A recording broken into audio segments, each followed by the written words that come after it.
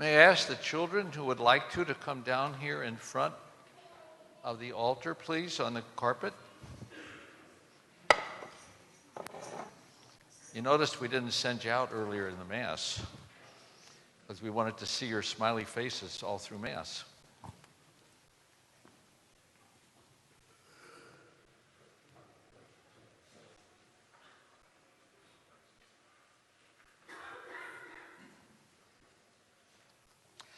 I have a couple questions. Actually, I have a whole lot of questions for you today. That's why I had to bring my reminder book, because I've got so many of them.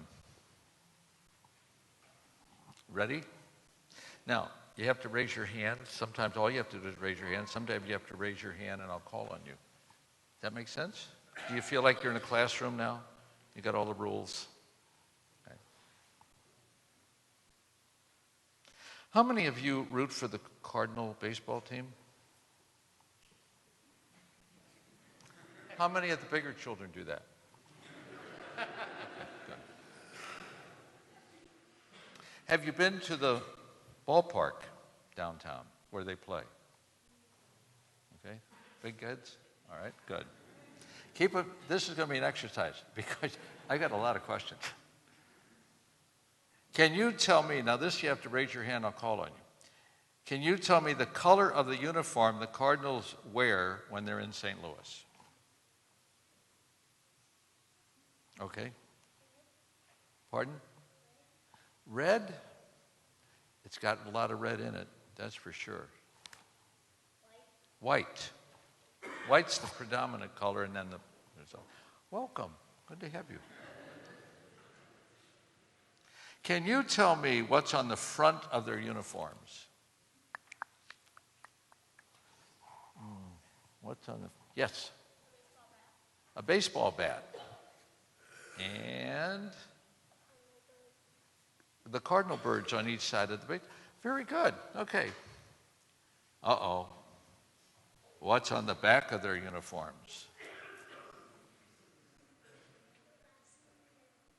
Their last name and their number. Okay. Now, either on television or if you're at the park, you see all these people sitting around, thousands of them sitting in the stands. What do we call those people?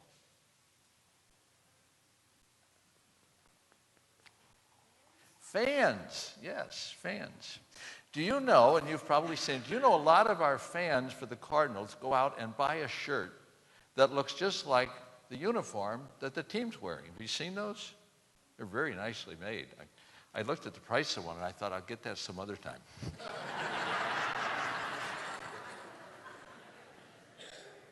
Now, it's a fans thing. So on the front, it looks pretty much like the bait. Now, but what do they put on the back of their shirts? What do they put on the back of their shirts? They're not going to put their name. They're not playing on the... What do they do? Way over there. What do they put on the back? Yes.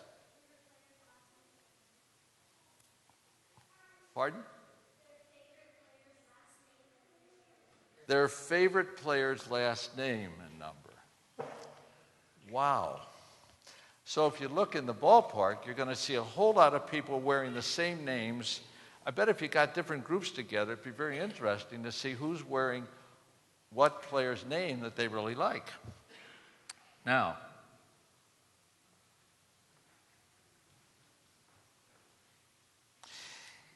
can you name some of the various positions when the Cardinals are out on the field, the other team's batting? How many Cardinal players are allowed out on the field? Yes. 9. Now, how many can tell me just each one, if you want? Can you name some of the different positions they play? What do you want to start with? The pitcher. Pardon? No, you're right. Just tell me what the infield is, because I'm pretty silly about not knowing this. Can you name where the infield stands? That's a good start. Yes. Shortstop. Catcher. The batter. Yeah, don't tell anybody he's on the other team. That's okay. But good answer. Did we leave anyone out? I left these out when I started to put them down. Yes.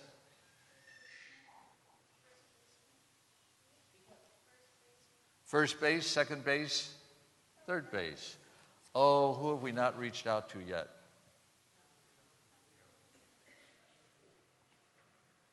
Yes.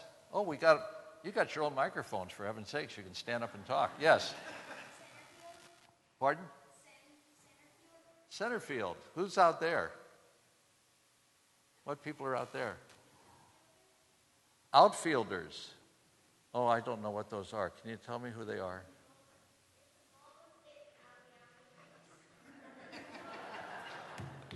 Yeah, I know what they do, but what? Where do they stand? Yes.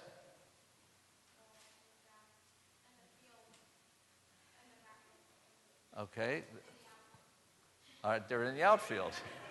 We got them out there. We just don't know where they are. Okay. Stay tuned. Anybody else? Any big children tell us?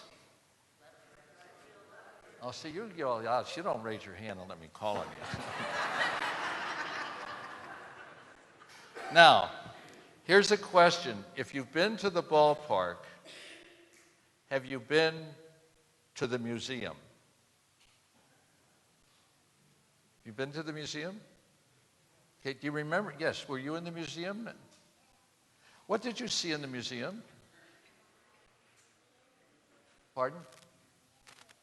Well, you're thinking of the other museum. I'm sorry. This is the museum about baseball players. What did you see when you went in? Yes. Pardon? All of the Hall of Fame.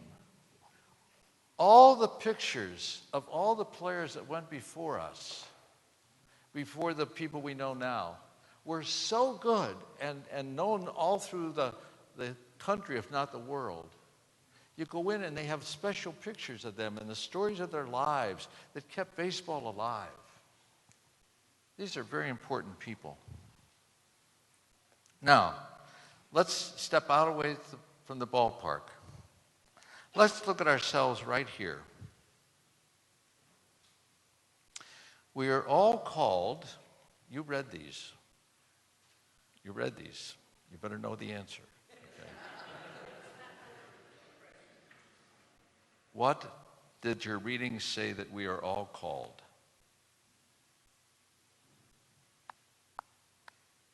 You got a whole bunch of them sitting around you. People of God, not quite, but close. Yes. Children. We're the children of God. I don't care how old you are. If you're 95, you're a child of God. And I know people say, I don't want to be called a child. I'm a grown-up. Well, God would call you a child, so live with it.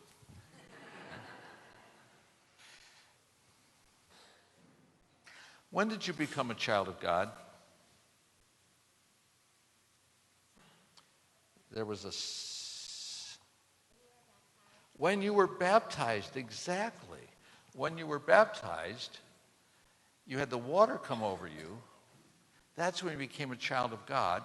And right after we poured the water on you, we brought something white out, or you may have been wearing white, the same color the Cardinals wear. And they would bring this white garment out. It would fit you about that big, because that's how big you were. But we also baptized adults. And they put one on like I have on. See, I wear mine every time I celebrate Mass. Baptismal reminder. So they had to put on a uniform that said to them, I'm a child of God. I don't want to ever forget that.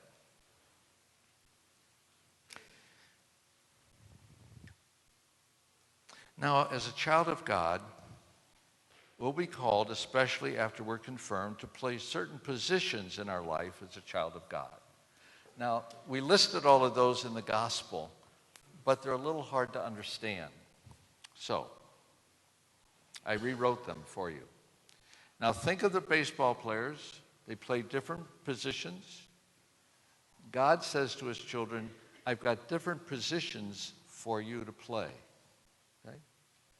And on the back of your shirt, it will tell you what your position is. Number 1, live simply.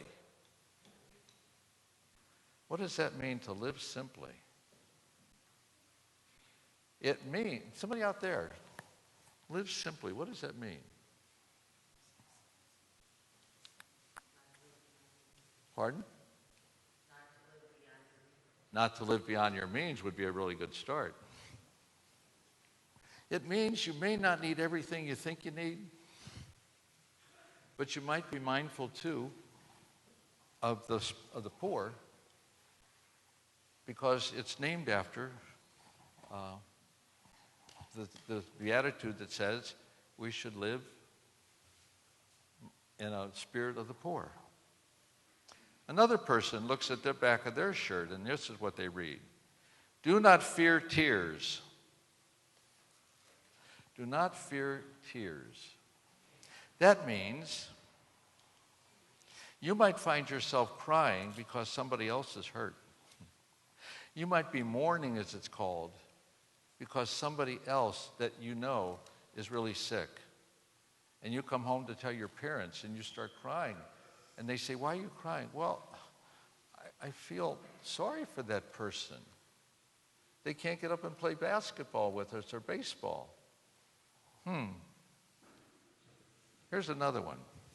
Take second place. Take second place. What does that mean?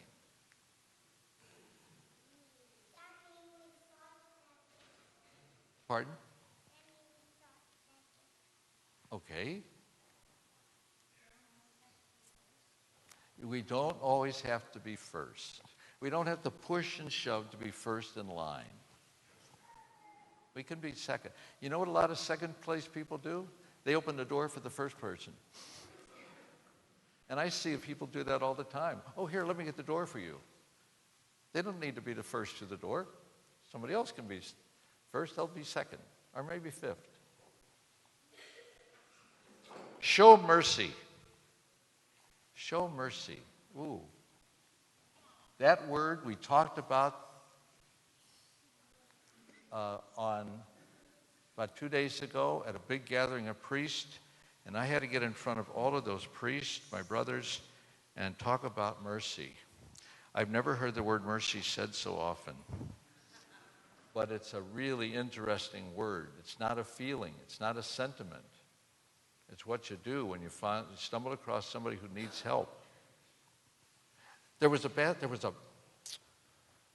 two girls' teams playing each other in this particular sport. And each team had 5 players. And suddenly in one team, one girl got really, really sick. So that would mean it would be 4-5. Wow, the people who have 5 are going to really beat up on the ones who have 4. They're going to win, huh? Until one of the girls said, excuse me, but that's not fair. The one on the 5 group says, we got to have one of our people step out to keep this balanced. And somebody one of the fathers wrote a letter, and they wrote the letter to the church from which that girl came and said, thanks for teaching as you teach, because this student stood up and said, we've got to keep it even. She took mercy on the team that only now had 4. Interesting. Clean of heart, that's a strange one. You can't get in and clean your heart too well. It means tell the truth. Speak the truth. Don't make up all those lies. Tell the truth. And try not to fear insults, because people who don't know what else to do if they want to make you angry, they call you names. They insult you. Say, hey, I'm a child of God. You can't insult me, and it's not going to bother me that much because I know who I really am. Rejoice often. Rejoice often. It's not always easy to be on the team. Just like the great players in the museum and the ballpark, we have great children of God. We call them saints. And on this day, we open the museum door and we think about all the saints that have gone before us and have taught us how to live out the gospel. Tomorrow, we will remember all the people, whether they have a name as saint or not, but remember all the people in their families, all the people we may have known in school, some of those who have died. They've gone before us.